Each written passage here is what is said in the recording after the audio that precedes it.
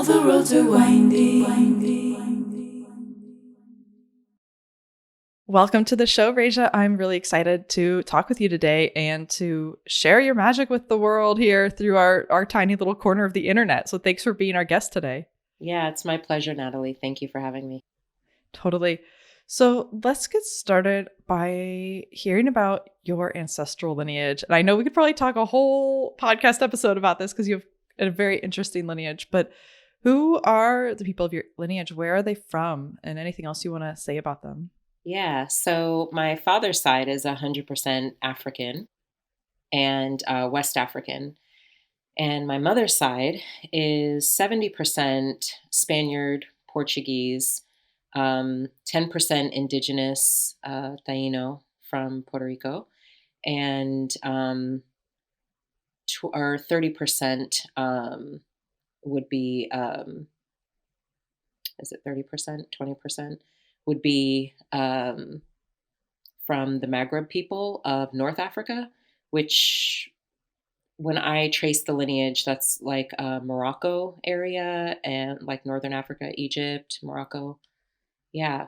So it's interesting because the two, right, the colonized and the colonizer mixing, not just between my mother and my father, but within my mother specifically, and how that plays out kind of in my life, and how it's always been a factor, I think, in my life experience, whether positive or negative or however you want to label it. But it's definitely become a strength for me. And it's a very big part of how I wield my magic in the world, and where I come from, and what I teach and how I teach it. Yeah, can we get into that? Like what? Because I think this is an experience for a lot of people that you don't see at the surface, but when you talk to them, they're like, yes, I have this in me as well. I mean, I don't, I'm basically all white European.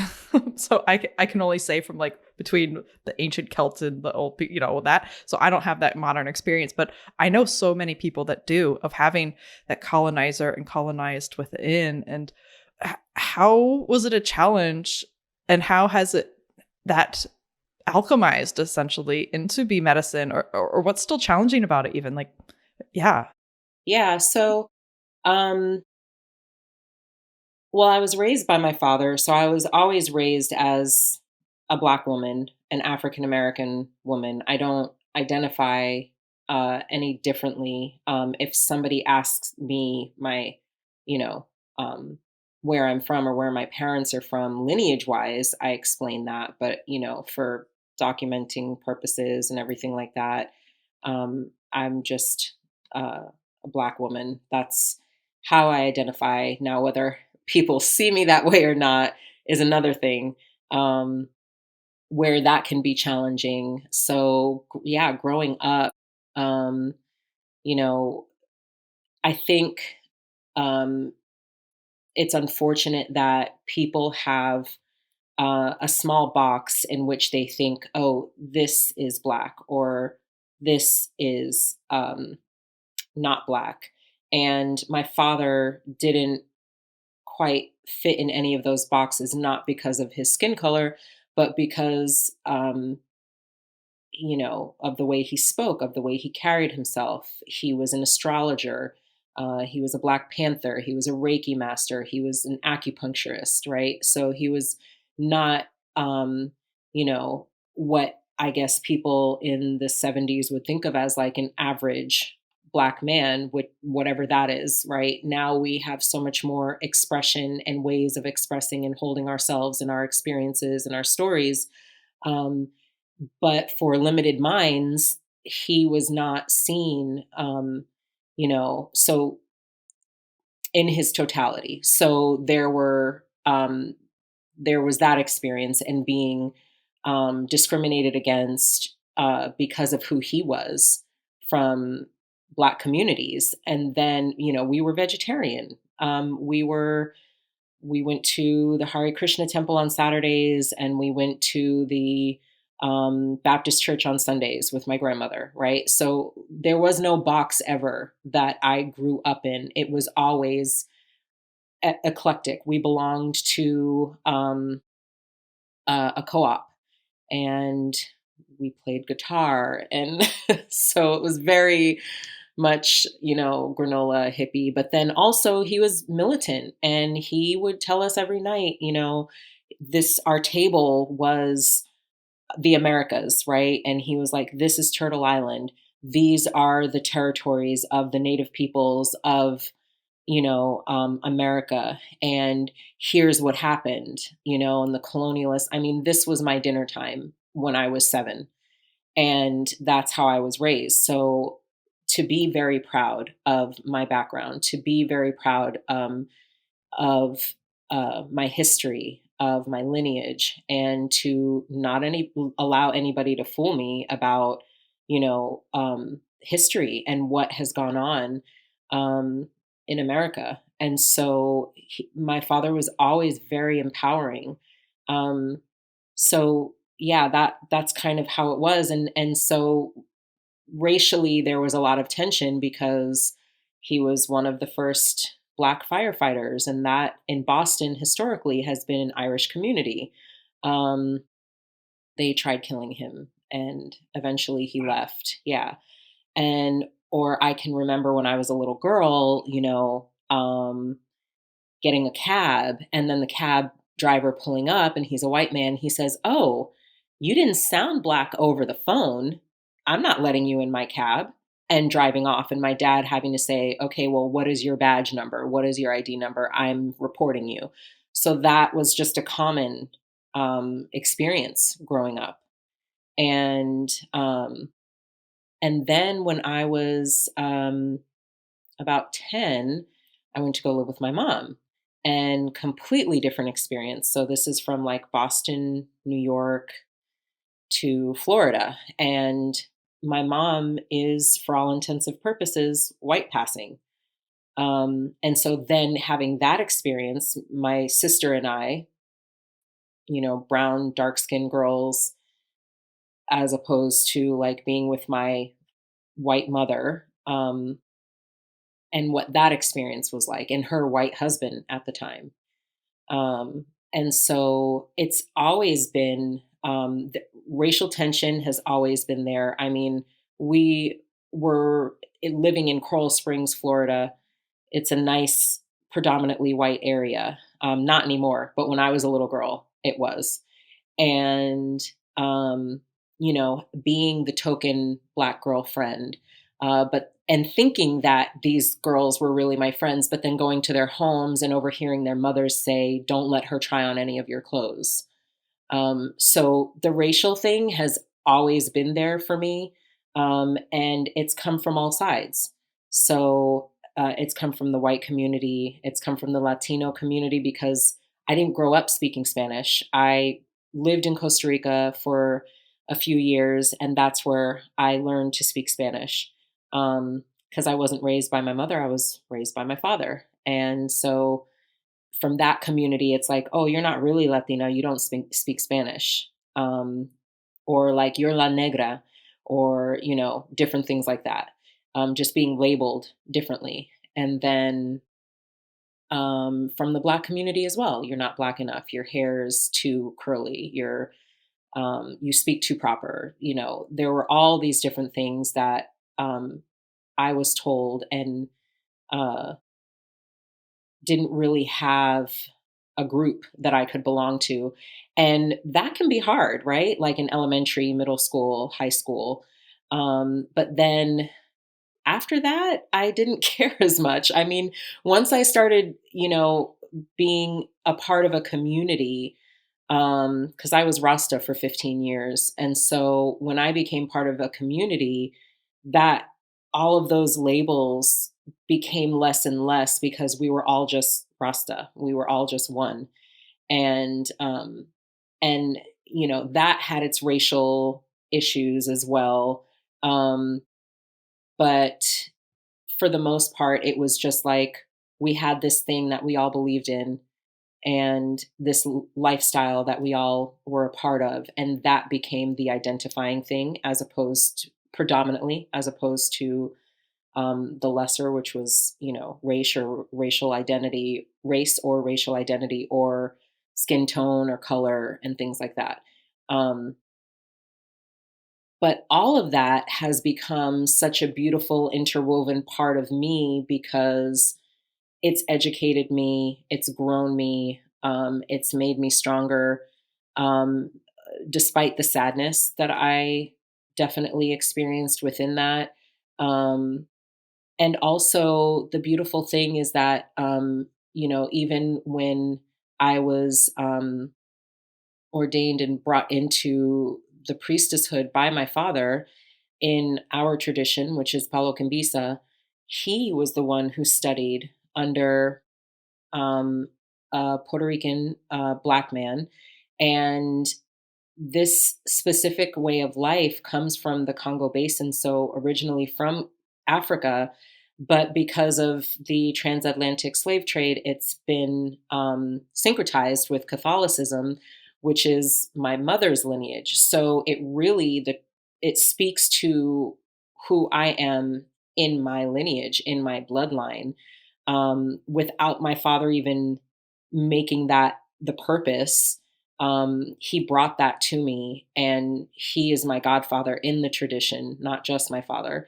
And so he taught me so much, that gave me, it spoke to both parts of me, and it really was a medicine that allowed me to feel whole and complete in a way, that not just spoke to my bloodline, but also my spirituality. And for people who come from a mixed background, which so many of us do these days, I think it's important, to not just, I don't ever say, oh, this is all that I am. I offer it all because I think it all speaks to who I am, A, and B, because that's the healing. Um, when we try to push something away from our center, our heart, uh, it becomes the ugly redheaded stepchild that screams and gnaws and claws, because it wants to be healed. It wants to be brought in and loved and seen and cared for. And so I think that is, um, the biggest lesson, I think, for me, through the different stages of my growth and my spirituality, is just that we have to be able to be whole. We have to be able to receive and be open and accepting to all parts of who we are and what that means. And that's how we heal the lineage, right? So, for the Portuguese and Spaniard side, where, my mother's part of my mother's people, went to, she's from Puerto Rico, so they went to Puerto Rico and they probably had, slaves, and they probably slaughtered all of the indigenous people there and all of those things, and me having, 10% indigenous blood, that that story can be healed, but it can't be healed from just one side, right? We have to be able to look at it as a whole and support the healing on all sides, um, so that we can, really gain a full understanding of, you know, ignorance, pain, sorrow, loss, because it doesn't just happen on one side, right? Whenever there is two sides of something, right? You can always say how right you are, and you can always say how spot on the thing is. But when you look at the other side, there is always some way, somehow you can have compassion for, what's gone on there, and how it became what it is. So, Thank you. I hope that this lands on the hearts and ears of folks who are maybe kind of grappling with this, because certainly it's a I hear you saying like there's this acceptance and compassion, and sounds so easy, but like how is it, how do you really get there too? How do you really get that acceptance, especially when there's so much pain and so much rage and so much just confusion even? Yeah. It's, I mean, it's still confusing, I think, when right now, like racial tensions are at an all time high and there's so much happening in the world, and so much injustice. The thing that I always come back to is humanity. Like, whether it's, yes, it's wrong, to target and kill Black lives, Black bodies. Yes, that's wrong. We don't need to, right? There's no wrong or right about that. That's wrong. But what needs to be healed is humanity and the way we live, the way we interact with people. Like, it's like home training. Like, it's like America didn't have parents. Like, we didn't get raised right. And so that's the thing. It's like we need new classes, we need new information, we need new. We cannot be stuck in, this old paradigm that says these are the rules and this is how you play the game, because it's not working. It's only working for a few, and I think even those few are diseased and they just have their money.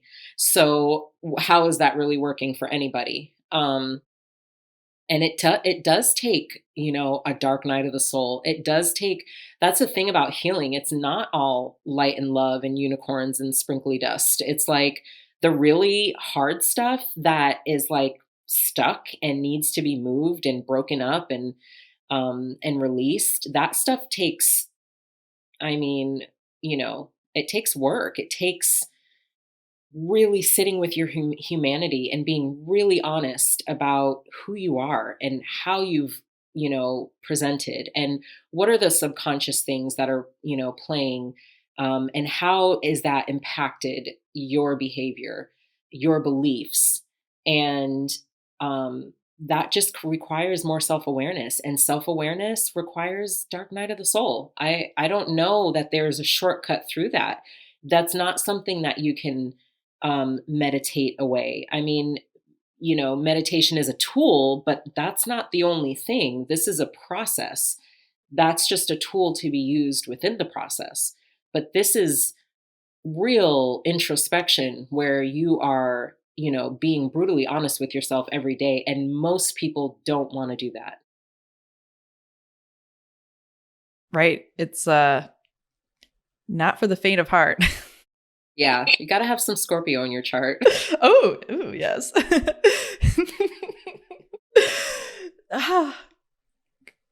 I hear you say too, like, I think people, we've been fed this idea that we're all supposed to follow this path, do the thing, get the degree, get the partner, get the house, the kids, the car, the job, the whatever, the money, the pension. The pensions don't exist anymore. Who am I kidding? Get the whatever. And yet what actually happens, whether people acknowledge it or not, is the dark night of the soul happening. And I hear you saying, like, that's exactly what needs to happen, right? It's not that you failed. This is actually the door that is opening to the truth, to what's really aligned for you. Can you tell us about your dark night of the soul? I feel so funny. I'm like all happy. I'm like, can you tell us about your dark night of the soul? But like, seriously, I want to hear it. No, yeah. That's what it is. And I love it. I'm like, oh, you're having a dark night of the soul? Great, And everybody else is like, what? I'm falling apart. And I'm like, yes, you're falling together. So yeah, that's the thing, is like, that is what's happening, right? Because we have to remember that, like, relationships have cycles, lifetimes have cycles, people go through cycles.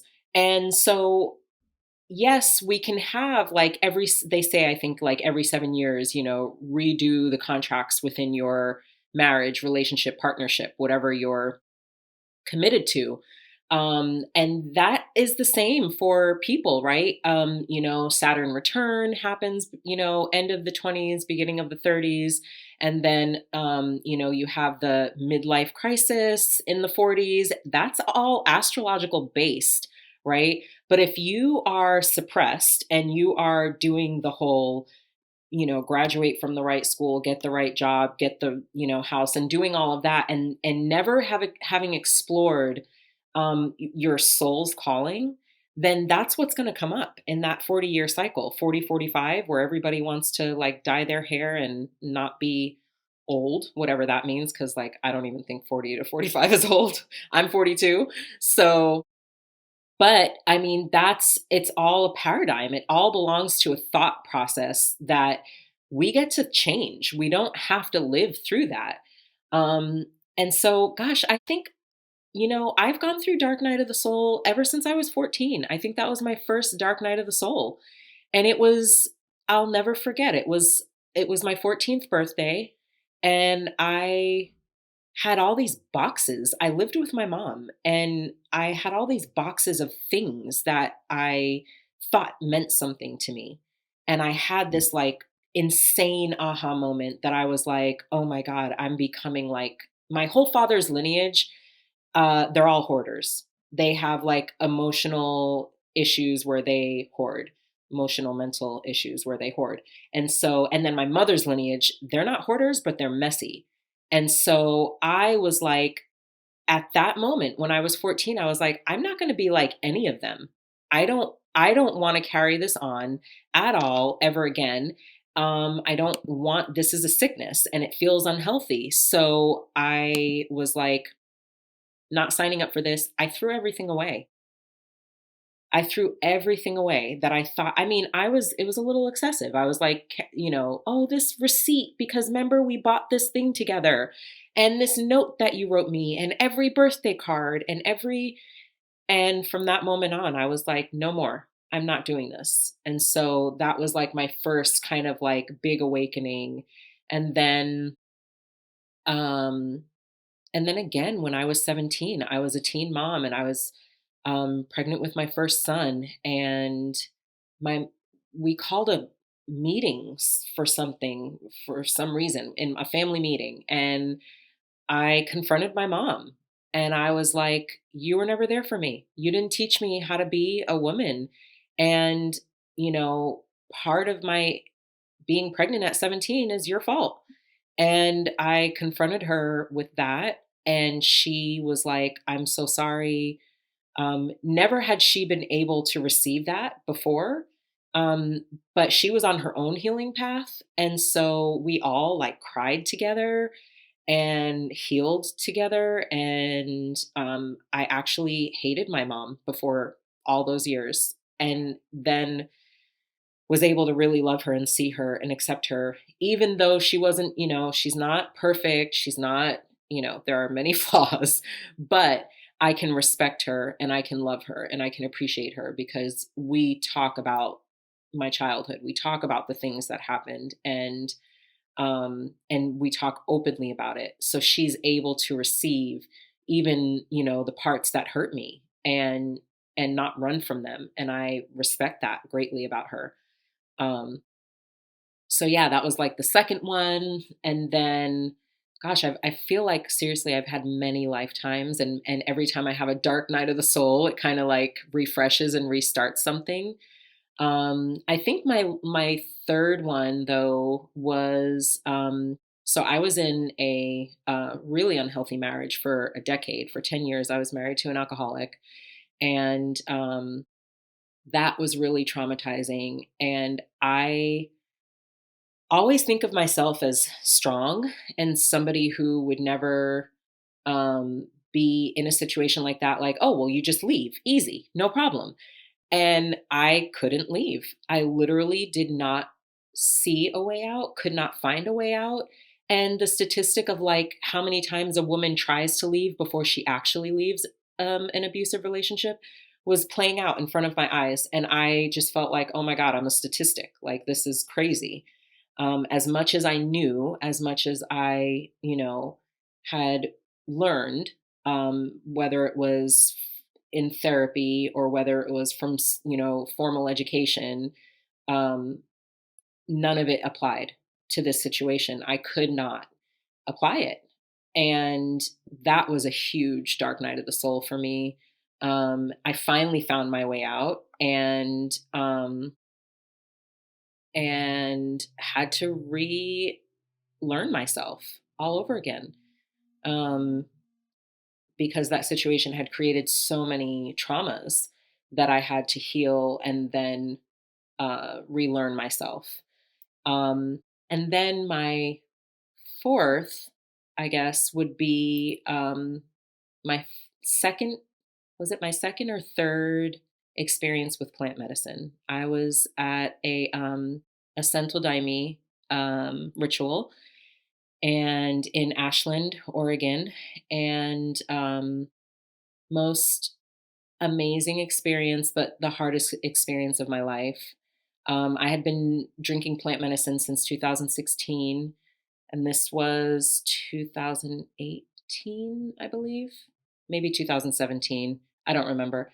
No, I think it was 2018. And I wasn't yet a Daimista, so I hadn't taken my star in the Daime and made a real. And if someone doesn't know what that is, what is a daimista? Yeah, so Santo Daime is a tradition that was brought in, that was birthed in Brazil by a man named Mestre Irineu, and he was a rubber farmer, black man, rubber farmer in Brazil, illiterate, and he went into the rainforest with the indigenous people of the rainforest of Brazil, and he drank this holy tea and um, started receiving downloads about this thing that he needed to create, which was Santo Daime, the Holy Give Me, and um, and so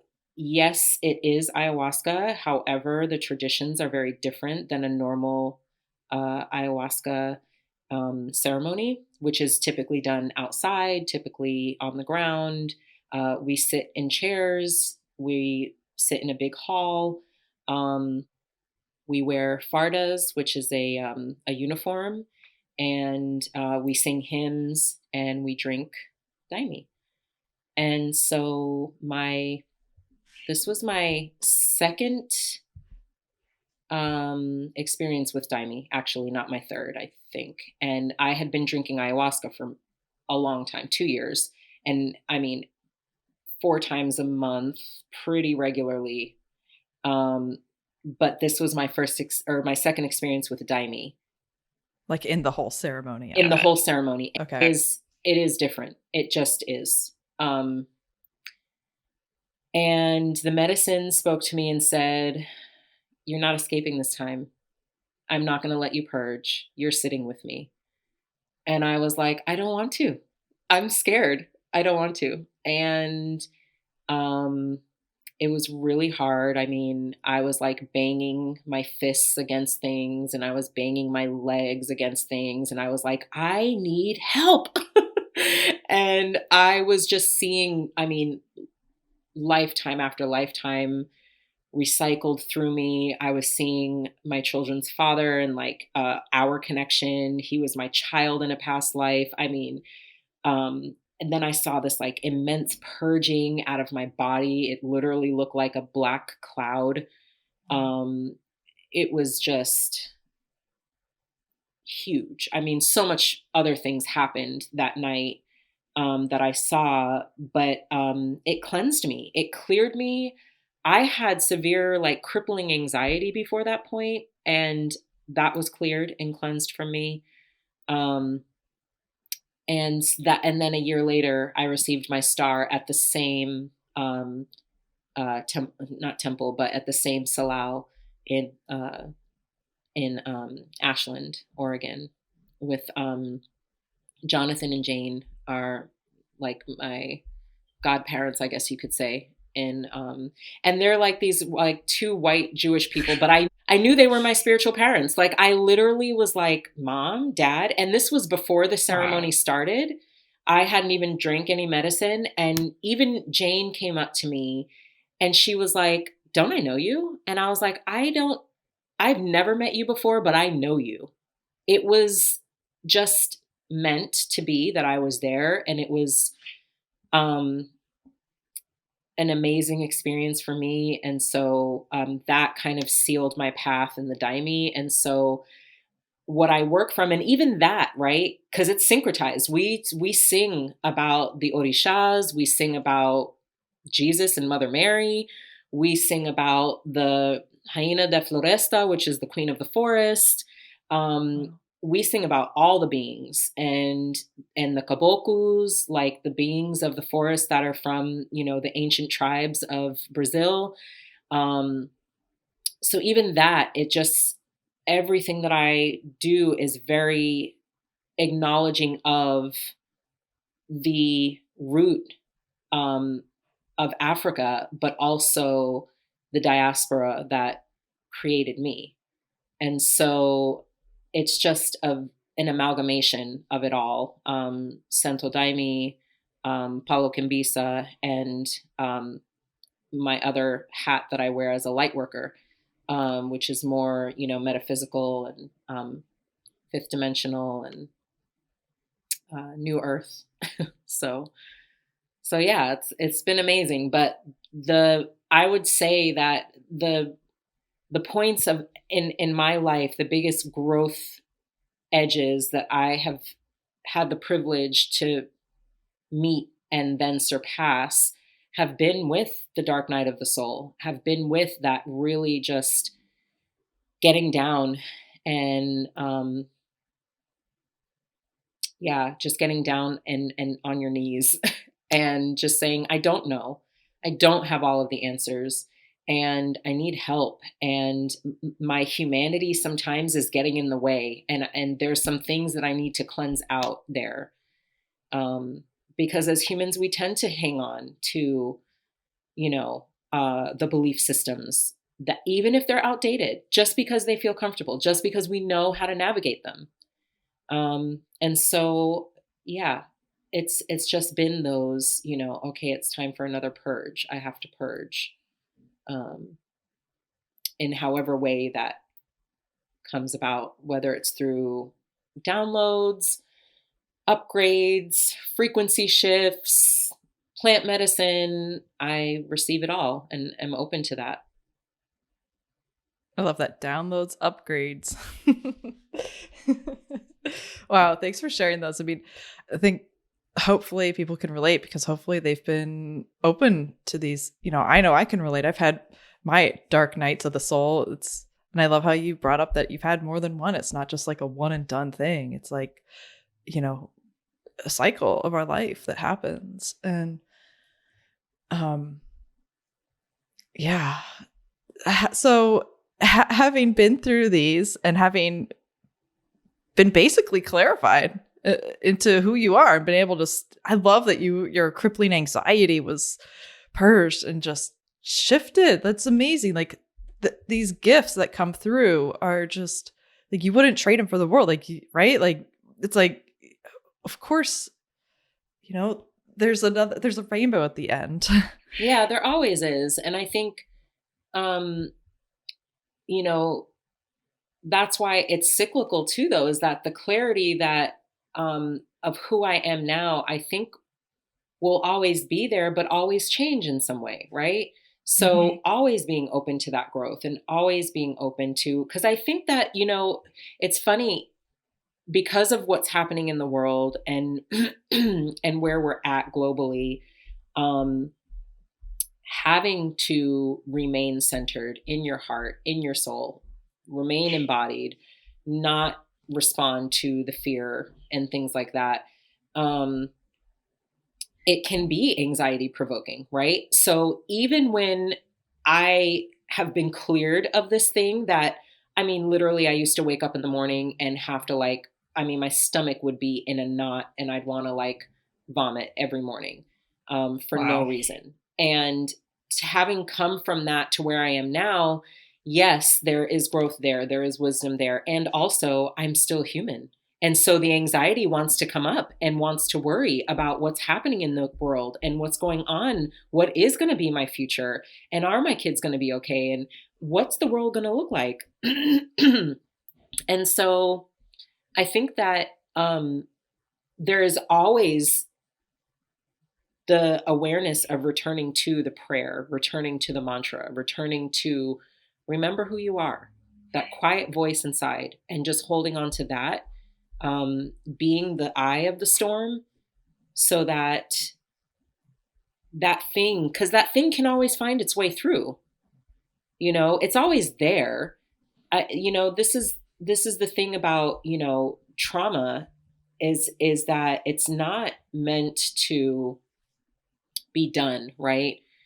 It's like, I always, when I talk to my clients about it, it's like a house, right? You go into the attic and everything's filled with dust. And then you're like, oh, remember this picture and remember this item and what's in this box. And then you go through it again and you say, I don't need this anymore. That's going to Goodwill.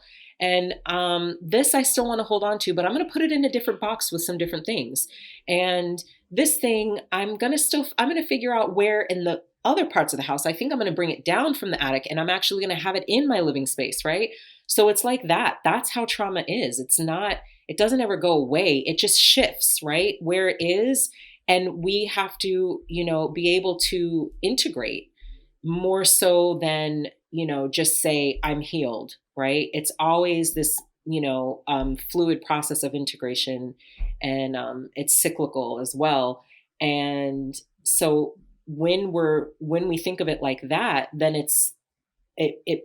we create more space for it to be more gentle with myself and not say like, what's wrong with you, Rasia? You're getting a little anxiety and you're a priestess. You can't do that.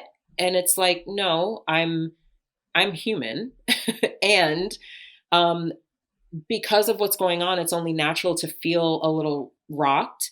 And then you say your prayer, you use your tools, you work it and you integrate that and you say, okay, let me hold on. I have more knowledge now about this thing. I know what it looks like, what it smells like, how it behaves, and I don't need to respond in the same way. So it's just more empowering is all. For me, my experience was literally night and day. I literally did have crippling anxiety and then I didn't. But that's not a gift that you take for granted, right? That's something that you're like, oh, and I don't want it to come back. So Right. how am I really going to shift my life, And then you work that with increased self-awareness. Right. That awareness actually brought new awareness that allows you to take new actions that bring new awareness and cycles on forward and forward and forward. Totally. Yeah. Yeah. Love that.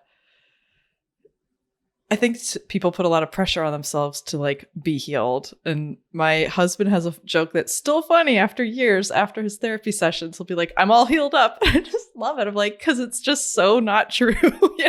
Like,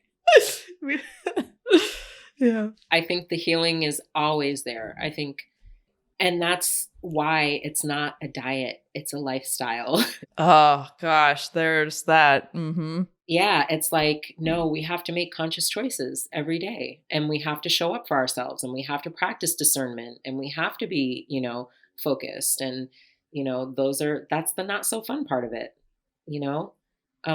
that like once you're woke or self-aware or whatever you want to call it, there really is no going back. There's no. It's like you've seen it. You can't unsee it. You know that and it's not even that you're being held to a higher standard. It's that you want something better now. You know that what it was and you know what life can be. And so you work towards that. You live the dream. You make it your reality. Right. Exactly. I feel like lately for me, I've felt my body, like for me, body is a really big thing right now in the evolution. And I keep going through these cycles and it's like, oh, wow, I keep feeling my body, my mind wanting one thing and thinking it can get it this way, but my body say, no, that's actually not going to get you what you think you want. And having to like sit and do the work and create the space and be like, well, what is going to get me what I want? And it's like, okay, I've been working on my body and with my body for years and still we sit here in this space and listen and learn. And it's sometimes excruciating, sometimes amazing. It's like the process. It's such a process. Yeah. And the unfolding and not judging it and letting it just be whatever it is. Like when your body says, no, you're really not going to get what you want if you do that. You're like, gosh, and then there's the humanity that really wants to just be like, but I want to do the thing how I want to do the thing. And, so yeah, it's bittersweet. I don't know. I think there's such wisdom in that, really. Totally. Well, I hope what you shared has been so beautiful, and I hope it's encouraged someone to take some pressure off themselves too, and just see their own humanity and see their process that they're in. Yeah, I think that's all that needs to be done, really, is that when we give ourselves grace, hug ourselves a little bit softer, longer, harder, more often, that's really what's needed. We're not going to get it all done in one day, and there is no thing as perfection. That's like a capitalistic lie that somebody told us. It's not true. So I think, if we can just say, it's like creating more realistic goals. It's like, what am I really capable of right now? And I think the biggest gift you can give yourself is to be honest with yourself. I think a lot of people think they're better than they really are. And I say this all the time to everybody. I'm like, oh, the problem is you thought you were better than you really were. What is it that it's because we all have that idealistic, right? That view of like, oh no, if I were in that position, I would do this, right? Like me saying, I'm in this abusive relationship. Well, if you're in an abusive relationship, just leave, right? It's Right. so easy to say until you find yourself in that position and you're like, oh, I can't move. I don't know. I want to move and I can't move. And so it's that. It's like we all think we're better than we really are. And if we could just be honest with ourselves about our strengths and our weaknesses, I think we would get a lot further in our healing, just by taking those incremental steps, those small bites, instead of trying to do all the things all at once. Because, and it's that's not even our fault, because we live in a society that rewards, work hard, get sick, end up in the hospital, and then get out and go work hard again. Right. So it's this like productivity culture that is like shaming us when we rest, when we, cry, when we say, I can't do it this way anymore. I need help. Right. It's all these things that we have been conditioned to be independent. Pull yourself up by your bootstraps. You can do it. Don't take a loan. Don't take a handout. Don't ask for help. And we can't live that way anymore. We can't, because our souls, we need help. No man is an island. We all are part of each other's healing, because there is the collective consciousness and we are all lending to that. So. Right. And all those are poisons of the machine, like you said, especially that perfectionism. Let's pull the plug. Oh my gosh, please. Well, I love this. Let's talk about some of the tools, because you have so many amazing tools. And one tool in particular, which is maybe less of a tool, more of a relationship, would be with crystal beings. And I am so excited to learn more about crystals from you. So let's just open it up. What's your relationship like with crystals these days? Oh, yeah. So I love my crystals. They are part of my home. They're not just, they like live in my home. They're part of my home. They're not just things that I use. I've always, because of my background and the way I grew up, I've always had crystals around me. My mom, she would take us to metaphysical shops and buy crystals and get tarot cards. And my dad meditated with a pyramid over his head, and it was like a, crystal quartz pyramid. And so always been a part, always been super amazing. I would have to say, when I began drinking plant medicine, that's what really shifted my relationship with my crystals. So I had always had crystals and, treated them well and had relationships with them and, did spell work with them and things like that. But now they speak to me and I create an actual relationship with them. And, some will say, I'm tired and I don't want to do, whatever I've been using that crystal for. And it just is like, I just want to be. And I'm like, yeah, cool. And then I like cleanse it and, put it in a plant or keep it by my windowsill or on my desk. I have an apothecary and I'll keep it there, wherever they want to be. Some crystals, they've told me like, I might be doing a reading in person with somebody and they'll say, I need to go to that person. And so I gift that crystal to the person I'm reading. But yeah, the relationship has shifted over time to not just like objects, but friends, a relationship. And it's a respectable one. It's honoring these earth beings and their sentience, as much as I would honor my own. And so, what does that look like?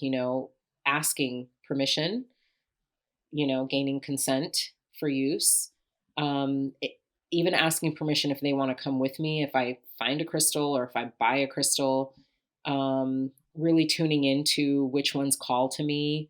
And then paying close attention. So if I'm building like a crystal grid, if I'm putting something together and, or even if they're on my body or, if I'm doing, a quantum healing with a client and the crystals are involved and they kind of like, just kind of, like one keeps turning over and keeps turning over. I'm like, oh, they either don't want to be there or they need to be in a different place. And so just really paying attention to the subtleties of how the energy is presenting is important, and listening to that. And yeah, I think it takes a certain level of like quietness for that awareness to come through. And I've had some crystals that have it changed over time. Like they were clear quartz crystals. This one specific crystal was like kind of like a receiver of messages. And as it began receiving a lot of downloads that it would then impart to me, the prisms inside of it began changing, which was interesting. So, yeah, there's so many ways to create relationships with your crystals. There's so many ways to relate to them. So much information. It's pretty amazing. Yeah. And when you're working with them, like, what is it that they're bringing and how do you feel that energy? Like how would you describe that? What's happening?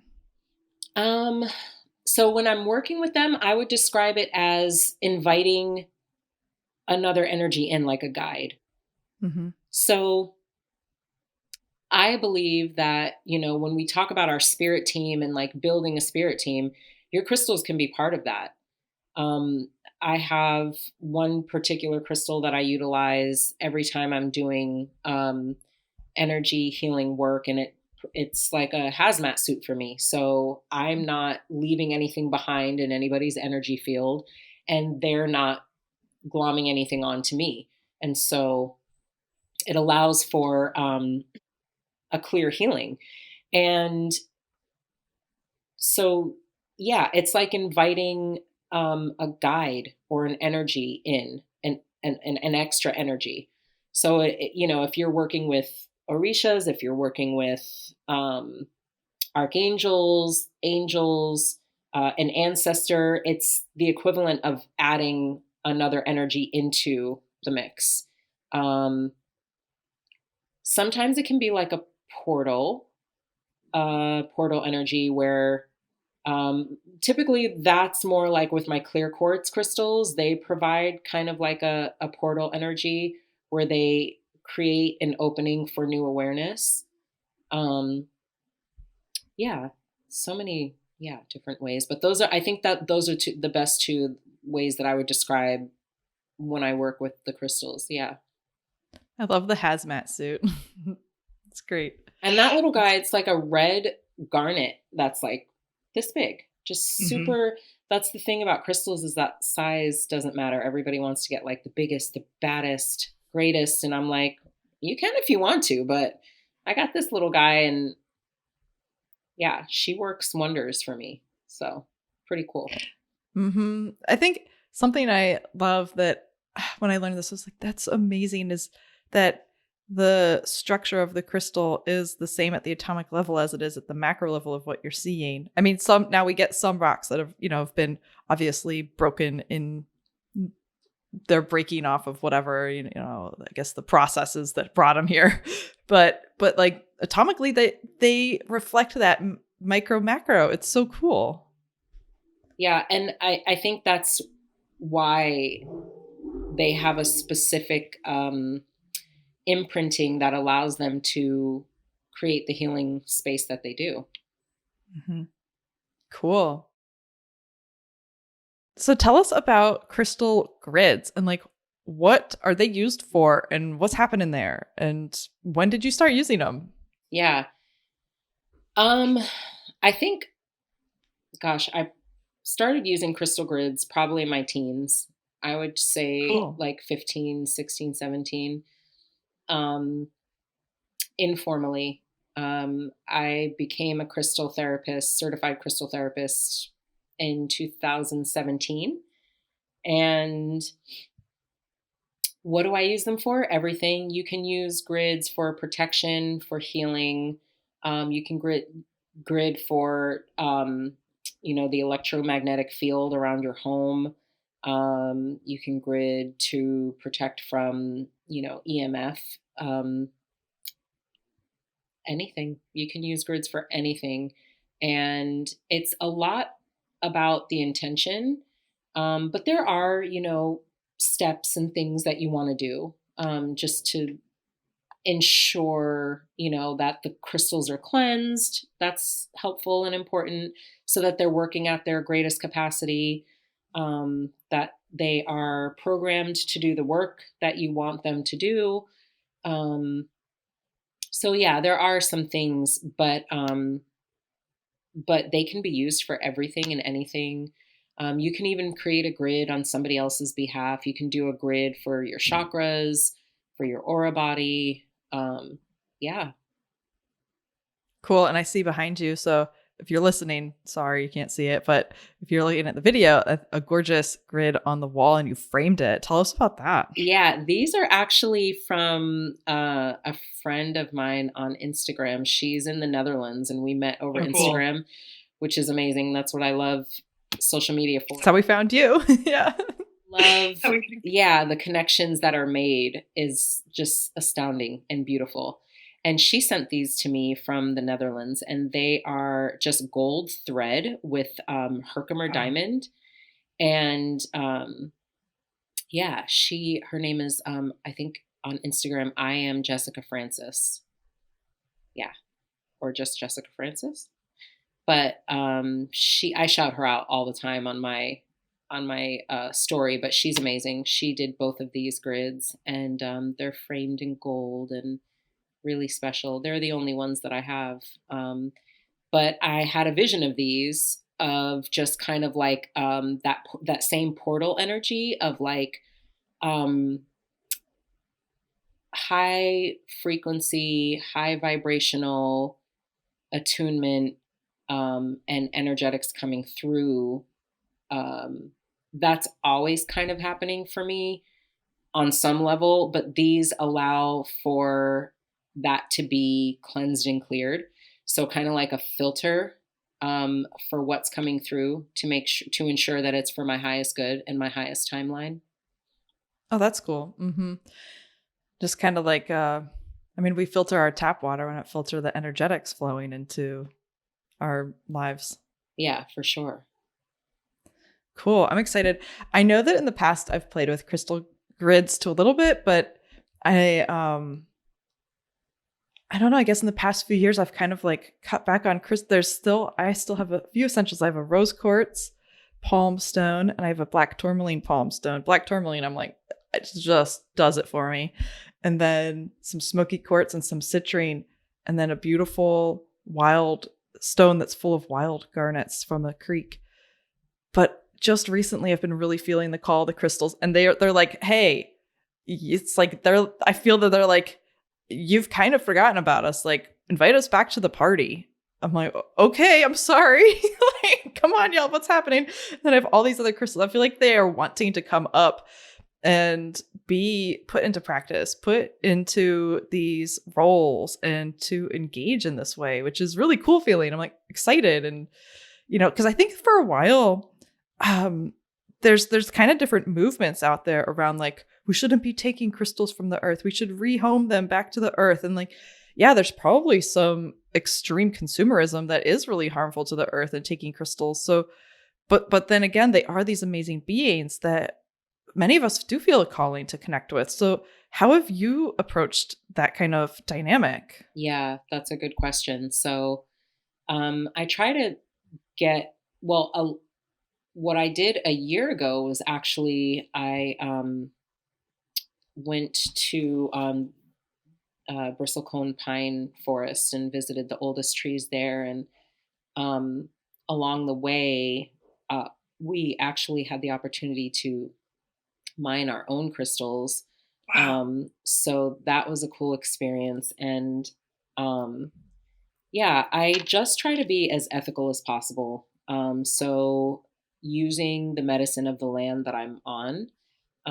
So local, again, like buying local, utilizing local medicine, and then buying ethically. So knowing who you're getting your crystals from, where they're coming from, and not, going on the whole crystal craze of just like buying crystals just to buy them. But what do you need? What do you need them for? Is this necessary? Is this not necessary? Kind of just, pretty basic stuff. Gifting them if you feel that they need to be gifted to someone or back to the earth. Whenever I travel, I always leave crystals in the earth. That's another form of crystal gridding, is actually working with the energetics of the earth and the ley lines, and working with crystals in that way. So supporting the earth, and giving, the crystals back to the land. But yeah, it's definitely, you always want to create a balance with and be ethical in your practices. Like I still use Palo Santo, but the company that I get it from, they only take the Palo Santo that they sell from trees that have fallen. So they're not building up, they're not planting trees just for the purpose of selling the Palo Santo. They are, only harvesting from trees that have fallen. When I was in, like I said, when we were talking briefly before, I was telling you about living in Bend, Oregon, and we had mountain sage, and it just grows wild everywhere there. And so mountain sage was something that I always used in medicines that I would make, in, cleansing my home, things like that, because I could literally park at my children's school and walk across the street and harvest, and always asking permission before doing so. But yeah, I think you have to be, in this day and age, I think you have to, approach everything with balance and good ethics. Totally. Yeah. And we've listed, where are they? So we're doing a crystal gridding workshop. You're teaching a crystal gridding workshop with us, and we're very excited about that. And in that listing, when you sign up, then you do get a few of Rasia's favorite crystal shops there. So that's pretty cool. But I guess one more question before we wrap up too is, tell us about working with crystals, with the ley lines in the earth. This is something I feel has kind of speaks to a lot of people, especially as I don't know, tell us about it. I'm not going to go into it. Just let's hear what you got to say. Yeah. So for me, it's more of an intuitive process.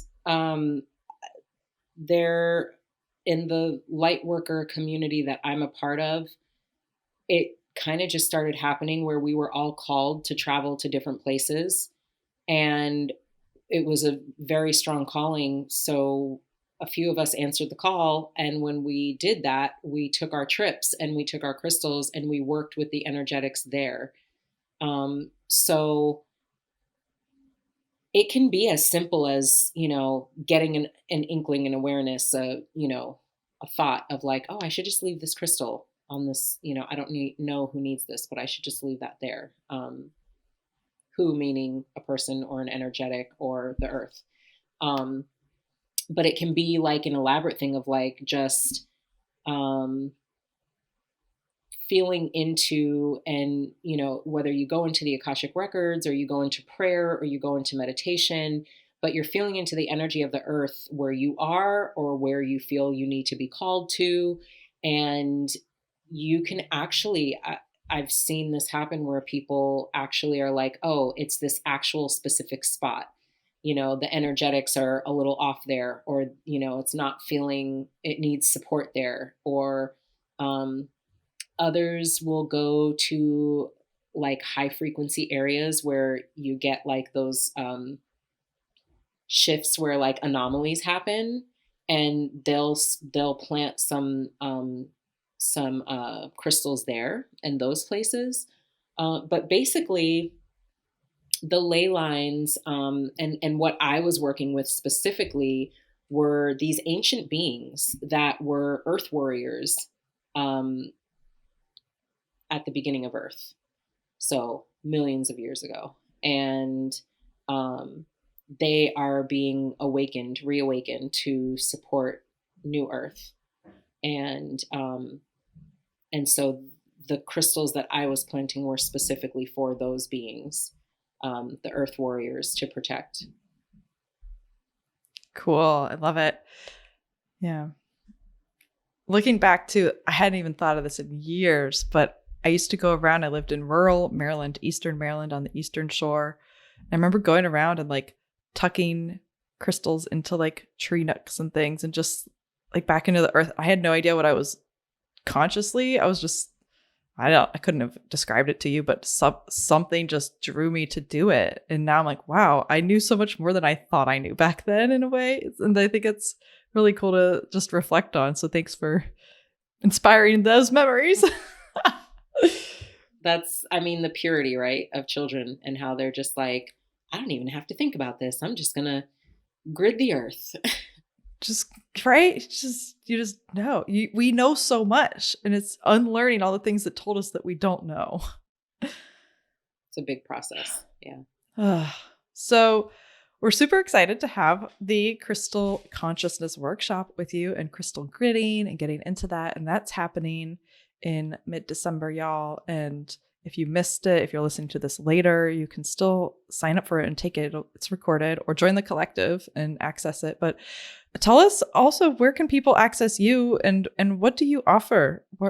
How can they work with you or learn more about you? Yeah. So my Instagram is just mystical healing, one word, mystical healing, and .guide.